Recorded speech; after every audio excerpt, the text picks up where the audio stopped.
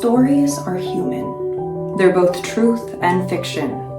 Silly, brave, raw, joyful, heartbreaking. Through stories, we heal, we teach, and we connect.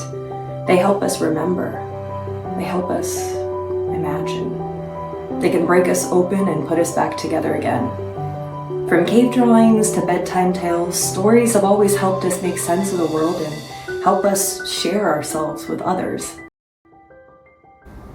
Hi, my name is Sommer O'Donnell, and I'm a classroom teacher at Temple Israel's Early Childhood Learning Center in New York City, New York. For me, storytelling is more than a practice. It's a way of being. And as I've grown into my role as an educator, I've realized that the most meaningful teaching doesn't happen in spite of our personal passions, but it happens through them. When teachers bring their own stories and strengths, questions into the classroom, we create richer, more connected spaces for children to do the same. My background is in musical theater. Now that's what first brought me to New York City. Performing was my passion, and I envisioned a life on stage. But alongside that dream, I always had a deep love for working with children. To support myself between auditions, I took on jobs as nanny and a substitute teacher, and those were both roles that felt both natural and fulfilling. But then the pandemic hit. Broadway went dark, and auditions halted overnight. So like so many others in the performing arts, I found myself at a crossroads. A friend had connected me with Temple Israel's Early Childhood Learning Center in Manhattan. And what I assumed would just be a temporary pivot, something to get me through, became something else entirely. 2 years in, that pivot had started to take root. I was completely drawn to the Reggio Emilia approach. Its emphasis on collaboration, inquiry, and the many languages of expression resonated with me. At the same time, I was struggling with a lot of guilt and doubt. Had I abandoned my dream? Had I let go of the one thing that I had worked so hard for?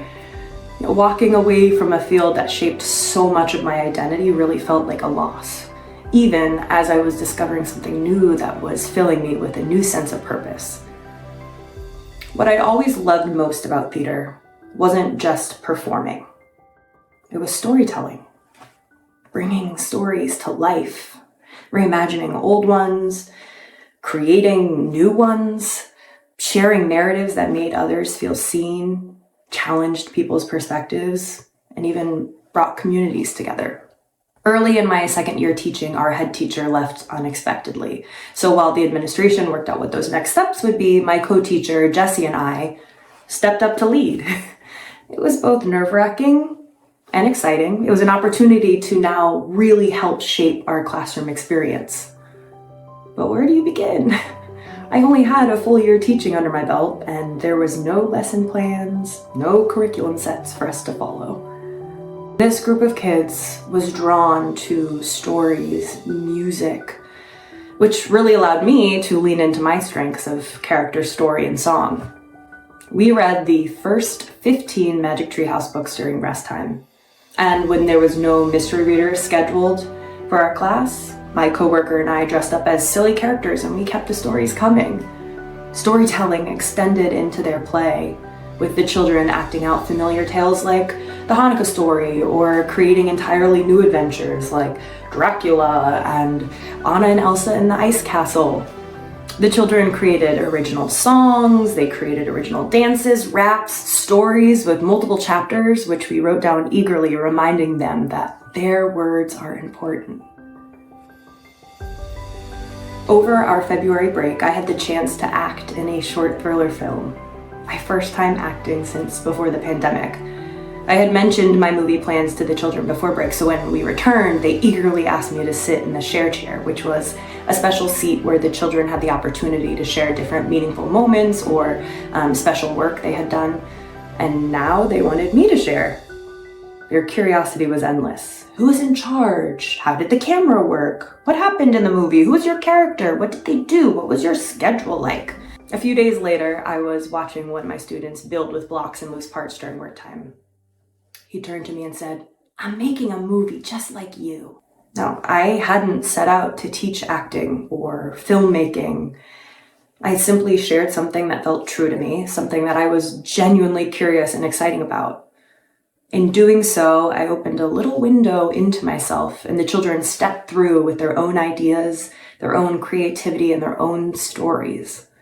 That moment reminded me that showing up as yourself with real passions and real joys can invite others to do the same. The Orange Room became a shared space of connection, imagination, and co-learning. We leaned into this interest in storytelling and movies, and we offered 3 different exploratory groups: acting, writing, and design. Now, the children chose these groups, and over several weeks, the writing group reinterpreted the Purim story, the acting group explored character embodiment, and the design group created props and brainstormed different possible costumes. This experience set the scene for the class to then move on and create their own original stories that we would then turn into movies. Each of these 3 groups worked together to develop characters and create a story. When the scripts were ready to go, they moved from the writer's room out onto the set, acting out the stories, and our movie began to take shape. For our end-of-year celebration, we transformed the Orange Room into the Orange Room Movie Theater. The children brainstormed absolutely everything: the screen, snacks, tickets, QR codes, audience seating. We hosted different classes, we hosted the children's families, complete with a coat check, a ticket booth, concession stand, rows and rows of chairs, a step and repeat, and an orange carpet for photos, of course. Flash forward 2 years, and I had the incredible opportunity to travel to Reggio Emilia, Italy, and study at the Loris Malaguzzi Center. While I was there, I had a profound realization while doing some reflecting. My life may look a lot different than I thought it would 6 years ago when I first moved to the city, but I realized that I am still a storyteller. I may not be performing, but I'm still a storyteller.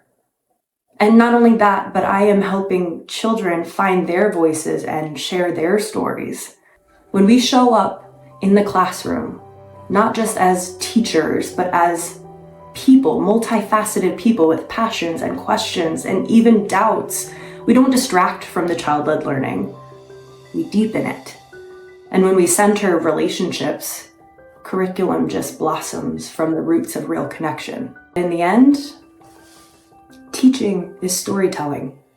Every relationship, every project, every discovery becomes part of a larger narrative that we help build.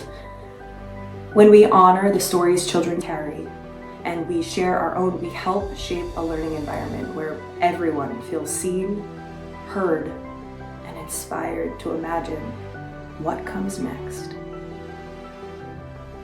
As I prepare to welcome a new group of children and families this year, I'm reflecting on how I want to show up. What parts of my story, of my journey, will I bring into the classroom? And so I ask the same of you. What parts of your journey, of your story, do you hope to bring into the classroom this year?